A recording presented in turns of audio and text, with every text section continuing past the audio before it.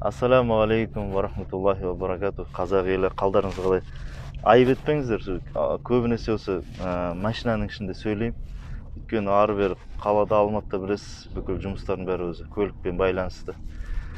Көліктен басқа жерде сөйлеуге мүмкіндік тумай қалады. Менің айтайын дегенім, қазіргі таңда WhatsApp'та өте көп видео таралып жатыр Құранға байланысты. Құранның ішінде кірпік таптық, шаш таптық, пайғамбарымыз саллаллаху алейхи вассаламның деп сондай бір далбаса әңгімелер жүріп жатыр. Неге далбаса айтайын сіздерге. Біріншіден ол аудиода, то есть видеода емес. Аудиода ойбай Түркияда бір әйел пайда болыпты, пайғамбарымызды саллаллаху алейхи вассалам күнде көреді екен түсінде деген сияқты. Сол айтты, коронавирус бірдеңе вообще ары қарай тағы қуып кетті. Осындай нәрселер айтылып жатыр. Құранды ашсаңыздар, сол жерде пайғамбар саллаллаху алейхи вассалам айтты дейді, менің кірпігім бар, менің шашым бар, соны тапсаңдар, соны суға бірдеңе ерітіп ішсеңдер, сол коронавирустан сендер сақтайды деген сияқты нәрселер таралып жатыр. Басында бірінші көрген кезде күлдім да, субханалла, қалай қиын деймін да, адамдарды адастыру. Өте жеңіл да, адастыра салады да. Мынандай нәрсе, пайғамбарымыз саллаллаху алейхи вассалам айтады. Кімде мені түсімде көрсе, ол мені көрді дейді. Шайтан менің кейпімде келе алмайды дейді. Ол біріншіден. Ол әйел пайғамбарымыз саллаллаху алейхи вассаламды көрді ме, көрмеді ме, ол бірінші сұрақ. Ол көрмей өтірік айтуы мүмкін. Біріншіден. Неше түрлі адамдар бар, ағайын. Екіншіден, пайғамбарды көрдім деп есептеуі мүмкін. Бірақ ғалымдар бүйтіп айтады. Қай кезде пайғамбарды шынайы көрдік деген кезде, шынайы келбеті хадисте келгендей бастан аяқ толық пайғамбарды көру саллаллаху алейхи вассалам. Егер де тіпті дейді ғалымдар, пайғамбарды көрдім деп сақалы болмаса дейді, ол пайғамбар емес дейді, ол шайтан дейді да. Пайғамбарымыздың саллаллаху алейхи вассалам сақалы болған. Өйткені шайтан пайғамбардың саллаллаху алейхи вассалам кейпінде кіре алмайды. Осыны түсініп алыңыздар.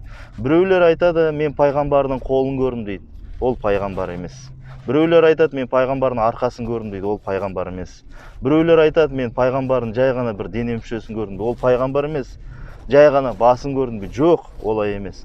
Пайғамбарымызда саллаллаху алейхи вассалам көрдім деген сөз толық шынайы хадисте келгендей, суреттелгендей бастан аяқ пайғамбарымызды саллаллаху алейхи вассалам көру. Міне осы кейіпте шайтан кіре алмайды. Осы кейіпте шайтан кіре алмайды. Ал бұл әйел қалай пайғамбарды көрді, мәселе сода. Ол бағанағы мен айтқандай сияқты көрген шығар. Оны анығын Алла білуші. Одан кейін көптеген кез дайрекке сообщение WhatsApp'тан келіп жатыр, жауап беріп жатырмын. Альхамдулилля, имамдар да жауап беріп жатыр екен, Аллаға шүкір. Жауап бере берсін, видео шығарып жауап беріңіздер, халықты адастырмасын. Одан кейін мысалы Құран. Құранда ашып қарасақ біз тауып жатырмыз дейді. Егер де тауып жатсаңыз, альхамдулилля, яғни сіз Құран оқисыз деген сөз да. Үйде Құран ашылады деген сөз. Мен мысалы Құран оқимын, күнделікті әйтеуір бір рет ашуым мүмкін. Құран жаттаймыз, альхамдулилля, Құран оқимыз. Сол кезде міндетті түрде сіздің кірпігіңіз, сіздің шашыңыз түседі. Кез келген парақтан. Именно осы парақтан деген жоқ о жерде. Біреулер айтады содан деп. Видеолар келіп жатыр ғой, неше түрлі беттерден табылып жатыр да, кірпіктер мен шаштар. Алла сақтасын, сол себепті байқаңыздар, адаспаңыздар. Мен таң қалатыным, адамдар бүйтеді. Мысалы, Құран бір өрт болды, сол үйден Құран аман қалды да, соған таң қалды. Неменеге таң қаласыздар деймін да.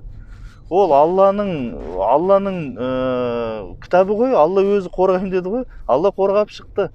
Неменеге таң қаласыздар? Менің мысалы мынаған таң қалам да, адам өзінің жаратылысына қарасын. Міне таң қалатын нәрсе.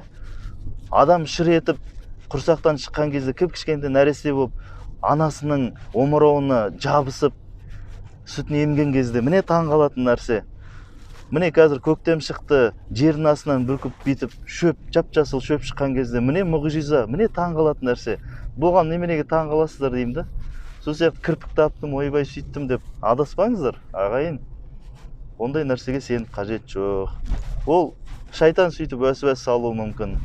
Ол шайтан көп нәрсеге айласы келеді, ағайын. шайтанның көп нәрсеге айласы келеді. Сол себепті байқаңыздар, мұндай далбаса нәрселерге сене бермеңіздер. Ал жарайды, делік ал, кірпік таптыңыздар. И что? Ештеңе емес ол. Яғни ол явно пайғамбарымыз саллаллаху алейхи вассаламның кірпігі де шашы да емес. Пайғамбарымыз саллаллаху алейхи вассалам 1500 жыл бұрын баяда қайтыс болған. Сол себепті осыған осындай адамдарды алайтын нәрсеге сенбеңіздер. Ассаламу алейкум. Алла білімдеріңізді арттыра берсін.